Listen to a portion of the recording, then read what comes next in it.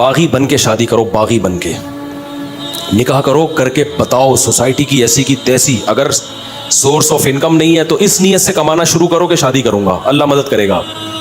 اور کسی چیز میں ہار محسوس نہ کرو. ٹماٹر کی ریڑھی لگانی ہو ریڑھی لگا لو, اللہ دیکھنا کیسی برکت دے گا. آپ کا ایک وقت پہ ٹماٹروں کا بزنس ہوگا, سمجھ رہے ہو.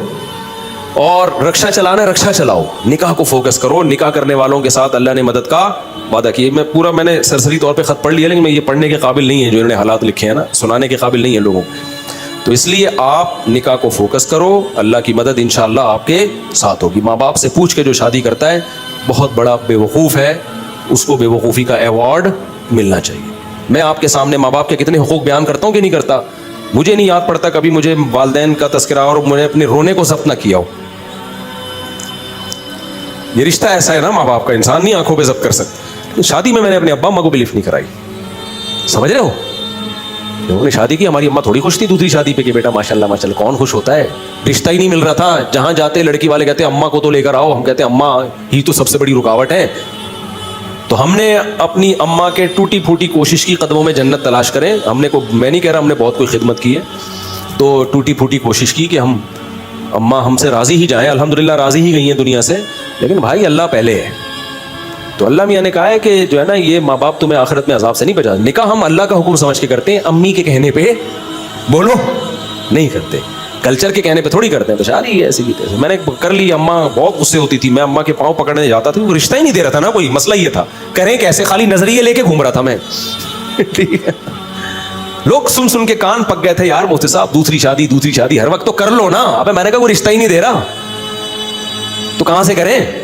کیوں نہیں دے رہا بھائی, کہیں طلاق یافتہ بیوہ کہیں بات چلاؤ, بولتے اپنی اماں کو تو بھیجو. اماں جانے کے لیے ایگری نہیں ہے, اب بیوی کو تھوڑی لے کے جائیں گے دوسری شادی کے لیے, وہ تو ویسے ہی ایگری نہیں ہوتی. لے کے کس کو جائیں, کوئی جا ہی نہیں رہا. تو بہرحال پھر میرے بڑے بھائی کو ہم نے غیرت ویرت دلائی تھوڑی سی. بڑے بھائی کو نا, ان کو اس وقت تو تھوڑی سی غیرت آئی. جب شادی کے بعد مسائل آئے ہیں نا, تو وہی انہوں نے بھی میرے اوپر نزلہ گرایا, یار اس نے مروایا, مجھے بھی اس نے مروا دیا. ان کو نہیں پتا تھا اتنا سخت ریئیکشن ہوگا کہ میں بھی پھنسوں گا اس میں. تو اور میرے دو بھائی آخر میں ایگری ہو گئے تھے, چلو ٹھیک ہے کر لے یار. ایک بھائی نے بات کی جو میری اہلیہ ہے نا, ان کے والدین سے, ہاں چلے ٹھیک ہے اب کرے گا. تو یہ ان کو یہ ڈر تھا کہ یار اگر میں انوالو نہیں ہو تو پتہ نہیں کہاں کر لے جا کے, یہ کوئی آڑا ترشا کوئی خاندان میں کوئی ایسی چیز نہ ہو. راضی نہیں تھے وہ بھی, لیکن وہ اس لیے ہو گئے کہ یار یہ ڈھیٹ آدمی ہے, یہ کر کے چھوڑے گا. تو اب اگر ہم انوالو نہیں ہوئے تو پتہ نہیں کوئی اٹھا کے آڑے ترشا ہمارے خاندان میں بدنما کوئی دھبا نہ لگ جائے, کوئی منہ دکھانے کے قابل نہ رہے خاندان میں. تو ابھی کم از کم کسی اچھی جگہ پیغام بھیجا ہوا ہے اس نے خاندانی لوگوں میں. تو اس لیے وہ نہ چاہتے ہوئے آ گئے, لیکن عین وقت پہ وہ بھی مکر گئے عین وقت پہ. اور پھر کیا ہوا ہے, جو چھوٹے بھائی کو میں نے کہا تو آ جا نکاح میں, کوئی تو ہو جس کو میں شادی میں بٹھاؤں. تو اس نے کہا میں آ رہا ہوں. عین وقت پہ وہ کم وقت بھی نہیں آیا. میرا بھائی ہے, میں تو کہہ سکتا ہوں نا چھوٹا ہے, کم وقت ہے نہیں, بڑا نیک آدمی ہے, لیکن میرا تو حق بنتا ہے نا. عین وقت پہ وہ بھی مکر گیا, نکاح نامہ لے کے گھوم رہا. لڑکی والے کہہ رہے ہیں کسی کو تو لے کر آؤ بھائی, ہم لوگ خاندانی لوگ ہیں, ایسے تھوڑی ہوتا ہے. الحمدللہ بڑے میرے سسرال بہت اچھے لوگ ہیں وہ, بھائی کسی کو تو لے کر آؤ بیٹا, ہم نے ایسے کبھی نہیں, ایسے وہ رخصتی ایسے نہیں ہوتی. تو میں کیا کس کو لے کر آؤں. 2-4 دوست میں نے ادھار پکڑے, کہیں سے ادھار پکڑے. ہر شخص ڈر رہا تھا کہ یار ہم بھی پٹیں گے بیٹا تیرے ساتھ. رشتے دار سارے کہ یار ہم پہ بھی بلی آئے گی. سب سے پہلے سوال ہوگا شادی میں گیا کون کون تھا, سب بھاگ گئے.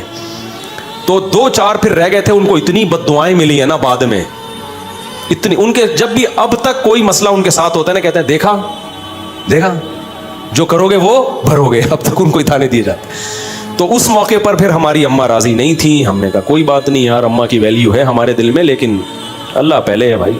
ہم نے کر لی. 15 دن کے بعد اماں کو پتہ چلا. میں جب اپنے گھر آیا تو مجھے گھر کی مستورات کے رونے دھونے کی ایسے آوازیں آ رہی تھی جیسے گھر میں کسی کا جنازہ ہو گیا ہو. میری والدہ بھی رو رہی ہیں, سب بہنیں بھی رو رہی ہیں. ہائے یہ اب شادی ہوئی ہے یار, چلو بیوی روئے سمجھ میں آتا ہے, اس پہ سوکن آئی ہے نا, سارے ہی رو رہے ہیں. پڑوسنوں کو پتہ چلا, ہائے ہائے ہائے ہائے ہائے اس مولوی نے ہائے ہائے کیا کر دیا.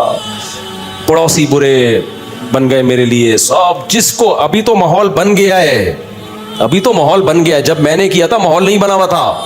لوگ اچھمبے کی نظر, بھائی یہ کیا ہو گیا. پھر وہی میں مشہور قصہ ہے, میرے پر اتنا دباؤ آیا نا, اتنا دباؤ, میں گریبان کھول کے ایسے گھوم رہا تھا جیسے موسٹ وانٹیڈ. اور میرے سسر بڑے پاورفل تھے, کمزور نہیں تھے. ابھی ان کے زیادہ ڈیٹیل میں نہیں جاتا میں. اور جو ہے بہت کچھ تھا, بھی کیا بتاؤں یار, اچھا نہیں ہے نا, پھر وہ لوگ بھی بولیں گے وہ تو کیا کر رہے ہیں. تو یہاں تک ہوا کہ پھر میں استاذ محترم حضرت مفتی ابو لبابہ صاحب کے پاس گیا. اتنا ٹینشن میں تھا میں نے کہا, انہوں نے کہا کیوں آئے ہو, پہلے کبھی اس سلسلے میں حاضر ہوئے نہیں کسی غم میں. تو میں نے کہا دوسری شادی میں نے کی اور بہت ٹینشن ہے, بہت دباؤ میرے اوپر, میں کیا کروں. انہوں نے لفٹ ہی نہیں کرائی مجھے. وہ گئے دوسرے کمرے میں, کسی شاگرد سے بولا, میرے کلاس فیلو سے, بولو اس کو جا کے بولو ہم بیوقوف ہیں,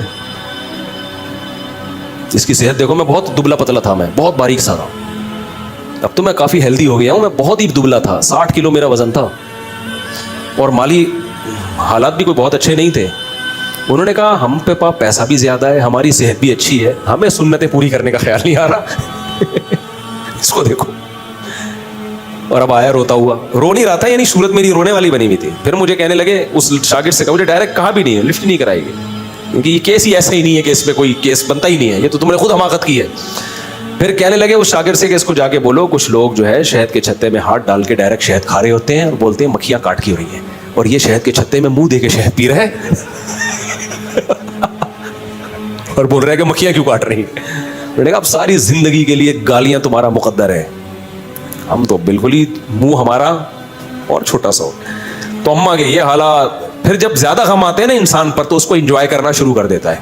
یا تو میں ڈپریشن میں چلا جاتا, سر جا کے پھوڑ دیتا اپنا, خودکشی کی طرف جاتا, یہی ہوتا نا, ہر طرف سے بے عزتی ہو رہی ہے. یا میرے پاس ایک راستہ یہ تھا, ایسی کی تیسی, بھاڑ میں جائے یار. پھر ہم نے یہ کیا, ہم نے کہا جاؤ. میں جب دلائل میں غور کرتا تو دلائل میں ہمارا پلڑا کیا تھا, بھاری تھا. پھر ہم نے گریبان جان کر کھولا, پہلے تو ٹینشن میں کھولا ہوا تھا نا, ہم نے کہا ہم شریف آدمی ہیں ہی نہیں.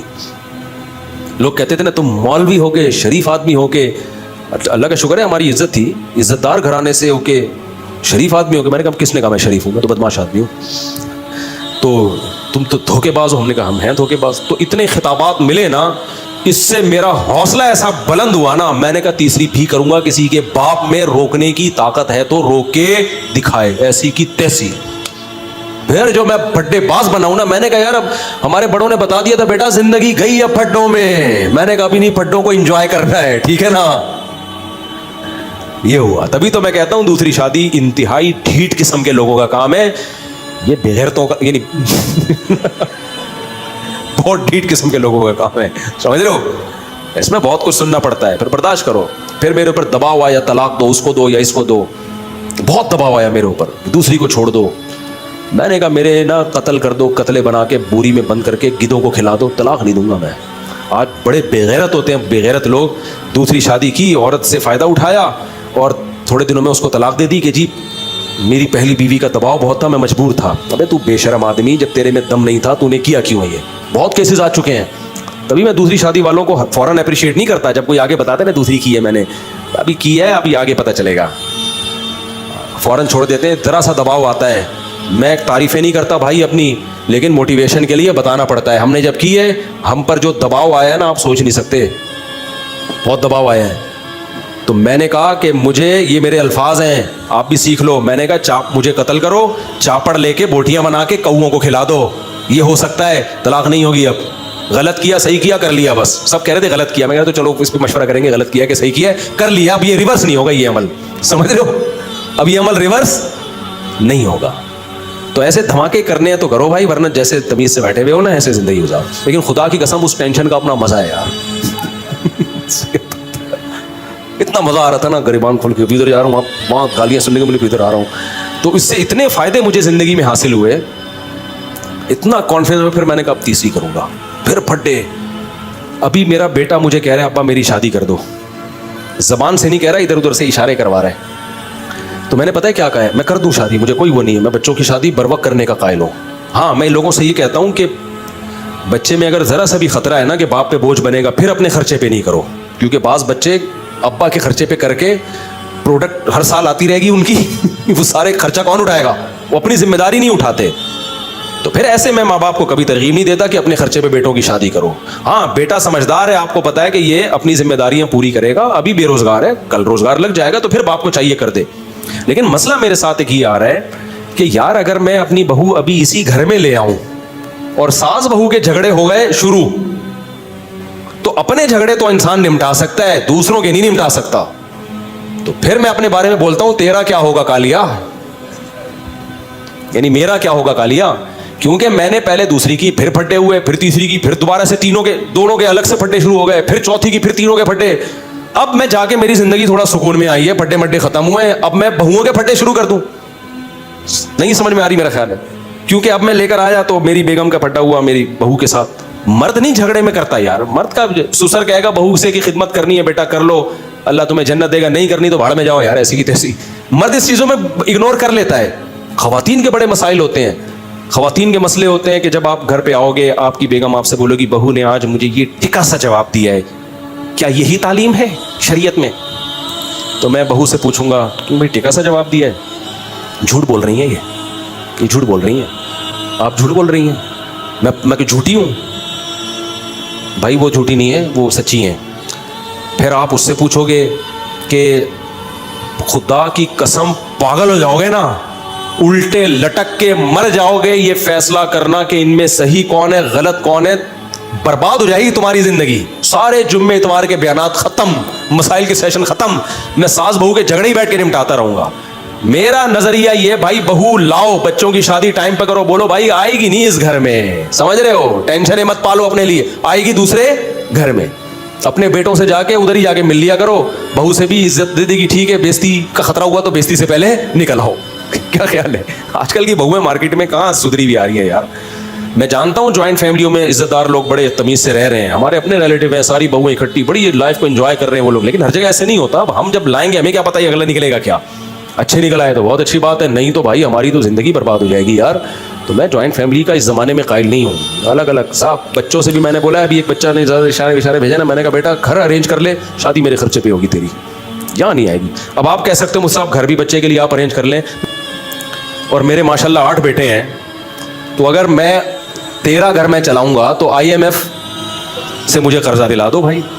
اور بیٹے میں ایک بھی نالائق نکل آیا نا جس کو عادت ہو گئی ابا کا مال کھانے کی, وہ تو میرے بچے پیدا کرنے والے بیانات روزانہ سنے گا بیٹھ کے, خوب اسپیڈ سے بچے نکالے گا اور میری گودوں میں لا کے ڈالتا رہے گا. سمجھ رہے ہو؟ پھر بھی مجھے قبول ہے یار, ہمارا ظرف بہت بڑا ہے الحمدللہ, لیکن بگڑ جائے گا. ایسا ہوتا ہے نا کہ ابا جب تک میں کما نہیں رہا تو فی الحال میرے بچے بھی آپ پالیں, میری بیگم کو بھی آپ پالیں, کوئی بات نہیں, بہو بھی بیٹیوں کی طرح ہوتی ہے, پال لیں گے یار, جہاں اللہ نے اتنا کھلایا ہے اور کھلا دے گا.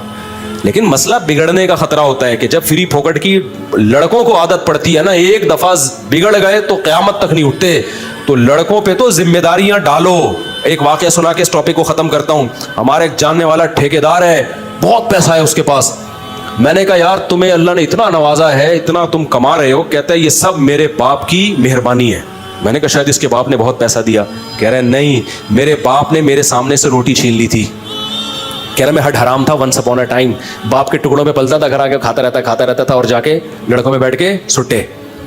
کہہ رہا میرا باپ سمجھاتا رہتا تھا بیٹا کچھ کر, بیٹا میں کرتا نہیں تھا. ایک دن باپ نے میرے سامنے سے کھانا ہٹا لیا, بولا آج کے بعد تو اپنے خرچے پہ کھائے گا. کہہ رہا اس وقت تو مجھے بڑی بے عزتی, لیکن باپ نے میری خیر خواہی میں کیا, سمجھ رہے ہو, مجھے اپنے پاؤں پہ کھڑا کرنے کے لیے. کہتے ہیں نا مجھے چلنا سکھانے کو سہارا چھین لیتا ہے. بچوں سے بعض دفعہ سہارا چھینا جاتا ہے تاکہ اپنے پاؤں پہ چلنا سیکھیں. بچہ سمجھتا ہے میرا باپ ظالم ہے, مجھ سے بیساکھی چھین رہا ہے. بھائی ڈاکٹر یا باپ بیساکھی آپ سے اس لیے نہیں چھین رہا کہ آپ کو وہ گرانا چاہتا ہے, وہ آپ کو اپنے پاؤں پہ کھڑا کرنا چاہتا ہے. بعض دفعہ اللہ کی طرف سے ایسے حالات آتے ہیں کسی نوجوان پہ کہ وہ اسٹیبل ہو جاتا ہے, وہ اپنے پاؤں پہ کھڑا ہو جاتا ہے. تو شاعر نے اسی کو کہا مجھے چلنا سکھانے کو سہارا چھین لیتا ہے. اللہ بعض دفعہ سہارا چھینتے تاکہ تم خود چلنا سیکھو. تو کہہ رہے ہیں میرے باپ نے میرے سامنے سے کھانے کی پلیٹ ہٹا لی اور کہا تو اپنے خرچے پہ کھائے گا.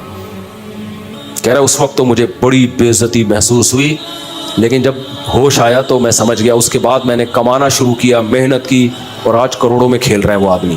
تو ڈر یہ بعض دفعہ ہوتا ہے کہ آپ اپنے بچوں کی اپنے خرچے پہ کرانا شروع کر دو, پتہ چلا وہ کیا بن گئے, اپاہج.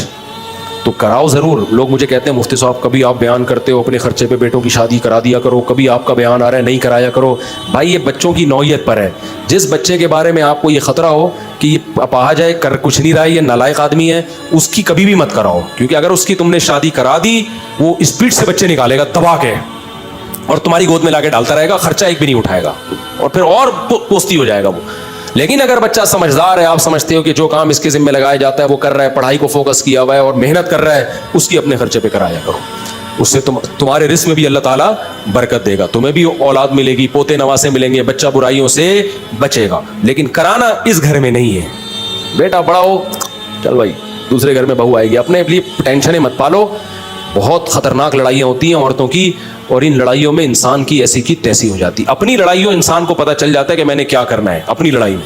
اپنی لڑائی میں یہی کہ شکست مان کے قبول کر لینا ہے, وہ دب جائے گی. بھائی آپ کا بیوی سے پھڈا ہو گیا, دلائل کی دنیا میں گئے, بیگم کی سمجھ میں نہیں آیا, آخر میں آپ بولو میری غلطی آئندہ نہیں ہوگا, ختم ہو گیا پھڈا. کیا خیال ہے؟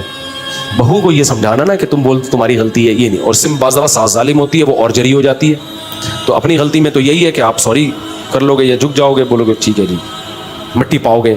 تو لیکن خواتین کے میں ایسا نہیں ہوتا. وہ کہتی ہیں جس کی غلطی ہے اس کو سزا ملنی چاہیے. اور کون غلطی مانتا ہے اس زمانے میں؟ وہ ایک آدمی کی شادی ہوئی, 100 سال ہو گئے, بڑا ہینڈسم اسمارٹ نکلا نا وہ. لوگوں نے پوچھا یار تم 100 سال میں بھی اتنے ہینڈسم, اور تمہاری بھابھی بھی, ہماری بھابھی بھی ماشاءاللہ بڑی ہینڈسم ہے, یہ ہوا کیا ہے؟ کہتے دیکھو میری جب شادی ہوئی تھی تو میرا بیوی سے ایگریمنٹ ہوا کہ جب بھی غلطی ہوگی نا تو جس کی غلطی ہوگی وہ سوری کرے گا, اور سوری بھی کرے گا, اور 500 قدم بھی, 500 نہیں یعنی 10 کلومیٹر بھی پیدل چلے گا وہ. تو کہہ رہے جب بھی ہماری لڑائی ہوتی ہے سوری بھی میں ہی کرتا ہوں, 15 کلومیٹر پیدل بھی نہیں چلتا ہوں. اس چکر میں واکنگ کر کر کے میں دبلا رہا ہوں, اور میں 100 سال کا ہو گیا. تو اس نے کہا چلو جب بھی غلطی ہوتی ہے تو ہی مانتا ہے, اور 15 کلومیٹر بھی تو ہی چلتا ہے. تو بھابھی کیوں اتنی اسمارٹ ہے؟ کہہ رہے وہ یہ دیکھنے کے لیے میرے پیچھے پیچھے چلتی ہے کہ چل بھی رہے گا نہیں چل رہا ہے.